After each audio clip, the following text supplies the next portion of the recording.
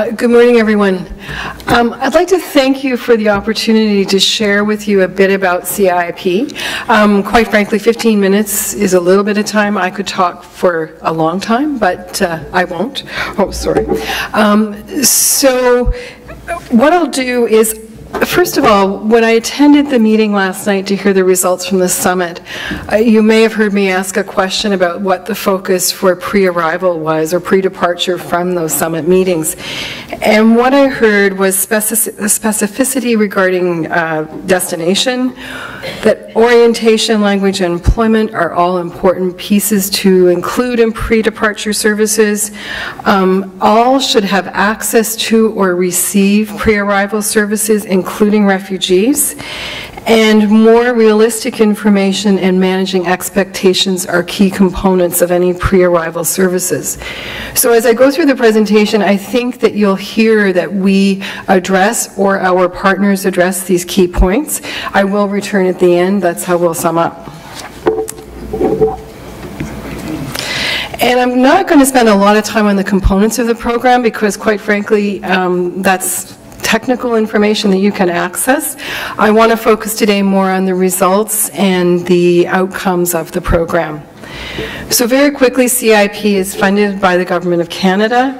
It's managed by Colleges and Institutes Canada that was formerly ACCC. It's available to economic immigrants. Now it's important when you hear the numbers of people served, and Joanne is going to give you a fantastic chart that shows that for all of the partners. It's important for you to know that that switch to all economic immigrants only happened on April 1st of this year. Prior to that, it was only open to federal skilled workers and provincial nominees, and prior to 2010, only to federal skilled workers. So you can see that it expanded with time. We deliver face-to-face sessions through offices in China, the Philippines, and India, but anywhere in the world where there's demand via a mobile team. We also deliver many online sessions that are becoming increasingly popular and are a way to meet people in locations where there isn't a critical mass. So the goal of the program is helping skilled immigrants prepare for economic success in Canada. And the outcomes that we strive to achieve and that I think we're reaching are to ensure that people have more realistic understandings of opportunities and challenges in Canada, that they make well-informed decisions about where to go and what to do to be successful, and that they're more competitive in the labor market. I really like this photo. We celebrated client number 20,000 in February of 2013, and this is a picture from our celebration. And on the bottom, you'll see a chart just with numbers served. So as of September 30th of this year, we'd served a total of over 27,000. As of yesterday, we're up now to 28,216.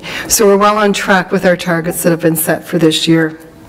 And we're very pleased with those numbers.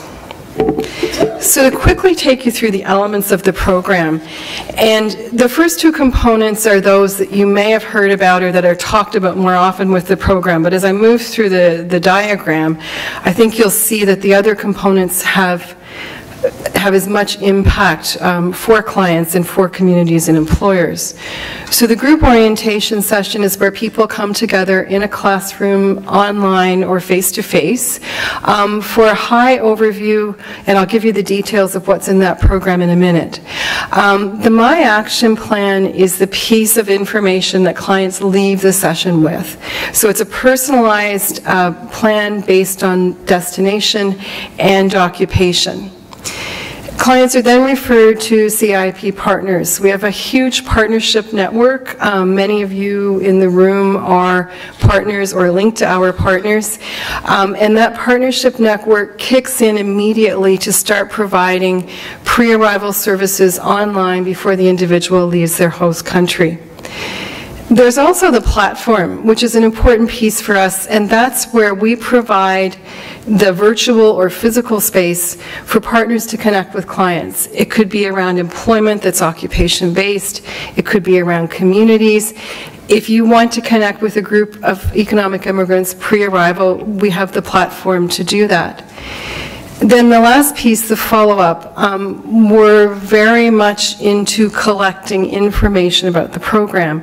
The intent is so that we can accurately report on the program, but also to continuously improve the program based on feedback from partners and from clients. How am I doing for time? Okay.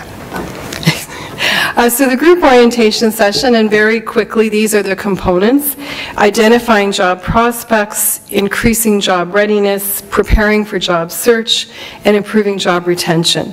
So very much employment-based with a small settlement component. The My Action Plan, this is the piece where I leave with the information that I need based on my occupation and based on my destination. So it's a guided needs assessment, creates awareness of online resources and connections that someone needs to settle and go to work effectively in Canada. Provides key decisions and steps for both pre- and post-arrival, and provides current links and resources for follow-up. Now, the connections piece to Canadian organizations, and like I say, this is the piece that we have found has been so effective for clients, is that huge partnership network and that system that enables people to find what they need about their occupation, about their destination, and so that they're able to effectively settle and go to work in Canada. Now, this is a case that I always like to talk about because I think it demonstrates the importance of partnerships.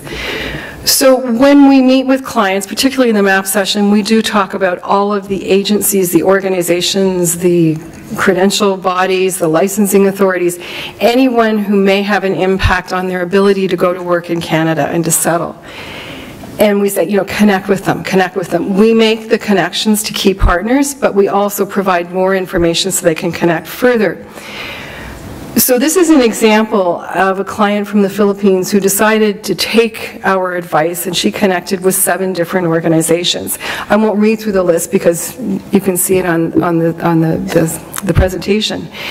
But what's so important about this piece is the outcome for Michelle at the end of this process. She had a job in her field, she's an IT expert, in British Columbia within 1 week of landing in Canada. And her story back to us was, without this pre-arrival work, it would have taken probably months or even longer to find that job. Thank you.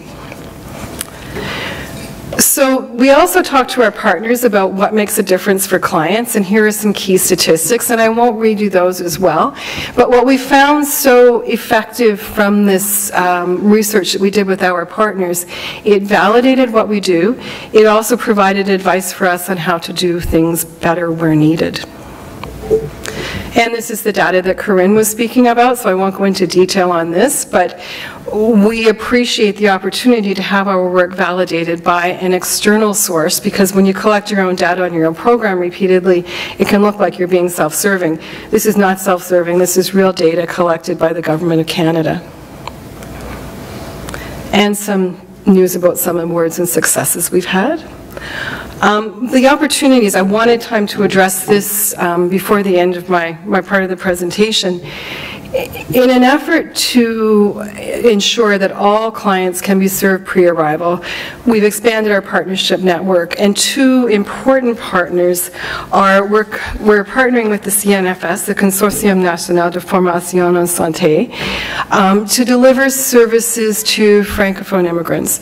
We have been delivering services to French-speaking immigrants, destined for Francophone minority communities outside Quebec, for more than a year and a half now, and we're formalizing that process and making it, I think, deeper and more effective through this partnership.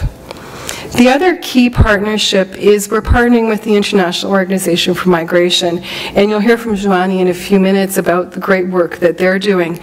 But in doing so, we think that we'll together be able to offer consistent services for economic immigrants around the globe, which is one of the key priorities for us and we gather for CIC.